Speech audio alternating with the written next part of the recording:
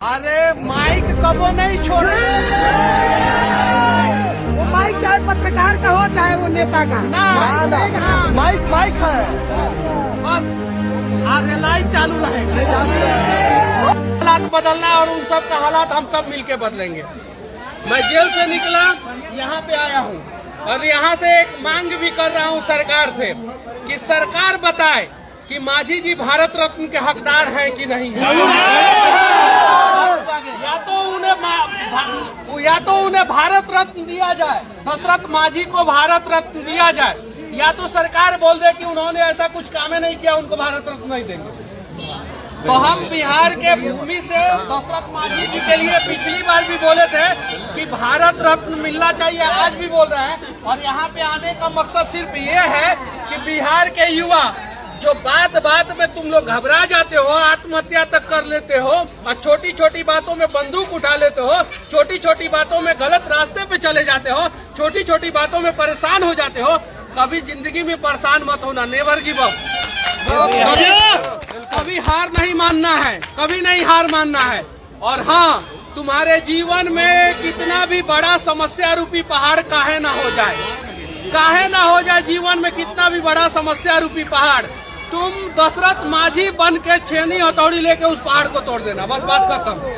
बस ऐसा करना होगा हम लोगों को और इसमें हम लोगों को सीखने की जरूरत है। स्टालिन के बेटा जी ने क्या बोला था आप सभी को पता है। कोई नेता बिहार में बोलता है कि इतना को रोजगार देंगे, कोई नेता बोलता है आपका घर बनवा देंगे, कोई नेता बोलता है आपका रोड बनवा देंगे। अगर वो नहीं बनवा पा रहा है तो वो भी झूठ हुआ और उसके ऊपर भी वही धारा लगना चाहिए जो मेरे ऊपर इन लोगों ने फर्जी में लगाया। और सीबीआई जांच का मांग मैं अपने केस के लिए करूंगा। मैं अपने केस के लिए यहाँ पे नहीं आया हूँ, उसके ऊपर हम लोग बाद में बात करेंगे।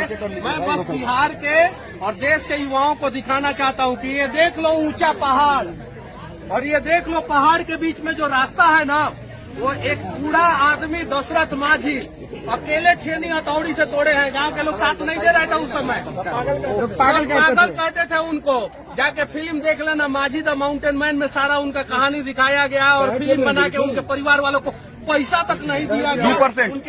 2% उनके बेटा देने के लिए बोला जाता। उनके बेटा जी बोल रहे थे कि मनीष कश्यप आ रहे हैं, उनसे उम्मीद है कि वो हमारे पैसे को वापस दिलाएंगे। पर्यटन स्थल है, यहाँ टॉयलेट तक नहीं है। पर्यटन स्थल है। बता देना चाहता हूँ कि सिर्फ एक ऐसा ही माझी परिवार नहीं है, बिहार में ऐसे करोड़ों माझी परिवार हैं जो समस्या में ही पैदा हो रहे हैं, समस्या में ही जीवन जी रहे हैं और समस्या में ही मर जा रहे हैं।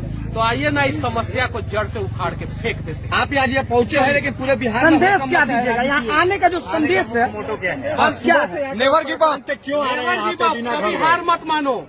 जब तक तोड़ेंगे नहीं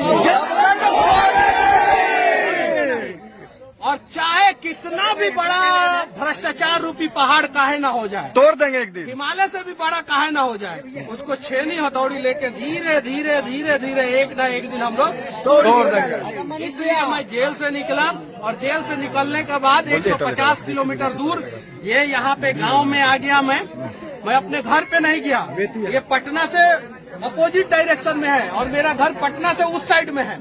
अब यहाँ से मुझे अपने घर जाने में कम से कम 7-8 घंटा लगेगा और फिर मैं जाऊंगा, अपनी माँ से मिलूंगा और बस इतना ही कहूंगा कि दुनिया में सबसे ताकतवर माँ होती है। जिस दिन आप लोग अपनी माँ का ताकत को पहचान लेंगे उस दिन जो है आप लोग जो है इंसान बन जाएंगे। मनीष कश्यप भावुक हो रहा है। के साथ साथ हम सही बिहारियों ने बहुत आंसू बहाया है। नहीं, सिर्फ मेरी माँ का आंसू आप लोग मत पूछिए। बस बिहार के लोग इतना याद रखे, बिहार के युवा इतना याद रखे कि आपका डीएनए शेर वाला डीएनए है। याद रखिए, आपका डीएनए जो है कुर्सी पे बैठ के बिहार को दीमक की तरह चाटने वाला डीएनए नहीं है। तो अगर शेर वाला डीएनए है तो आपकी आंखों के सामने कोई भी माँ जो है ना आंखों से आंसू न गिराए। इस बात का आप लोग ख्याल रखिएगा कि उस माँ का आंख का आंसू अगर जमीन पे गिर गया उसके पहले आपका हाथ आना चाहिए उसके आंसू को पोंछने के लिए। माझी जी के परिवार को न्याय मिलेगा। माझी जी के परिवार को मनीष कश्यप न्याय नहीं दिला सकते हैं जब तक पूरा 12 करोड़ बिहारी साथ नहीं देंगे। उनको अगर 12 करोड़ बिहारी साथ आने दीजिए उनको। तो हम लोग एक सिर्फ माझी जी के, दशरथ माझी जी के परिवार को ही नहीं हम लोग देश के सभी माझी जी के परिवार को इंसाफ दिला देंगे। लाखों अरे माइक कबो नहीं छोड़े, वो माइक चाहे पत्रकार का हो चाहे वो नेता का, ना माइक है। बस रेलाई चालू रहेगा।